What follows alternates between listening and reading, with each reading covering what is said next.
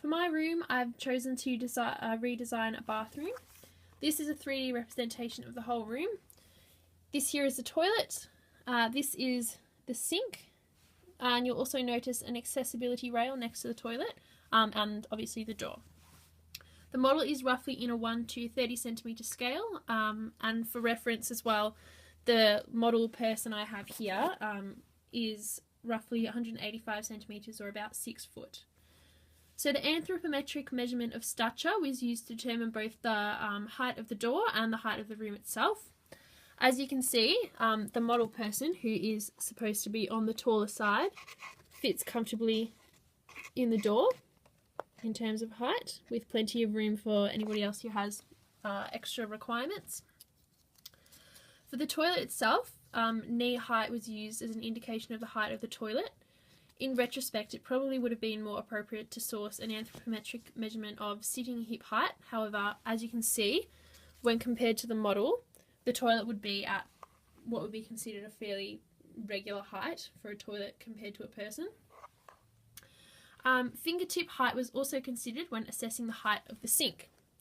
Although the model is on the taller side, you can see that the sink again would be at a fairly average height. It is a bit difficult to ascertain this as the model is not anatomically scaled, but hopefully you get the idea. Finally, shoulder group height was used to assess an appropriate distance between the toilet and the accessibility rail. Again, it's difficult to assess how well this dimension was applied as the model isn't anatomically scaled, but hopefully you'll be able to see from the scale that's a fairly good height. They would most likely be able to reach that. In terms of changes to the design, I would probably have the door open the other way because it does come close to the sink, which could potentially impede use of the sink or make it more difficult. Additionally, the design didn't include any hand dryers or paper towels. Anthropometric data could easily be sourced and used to incorporate this into the room and improve overall functionality.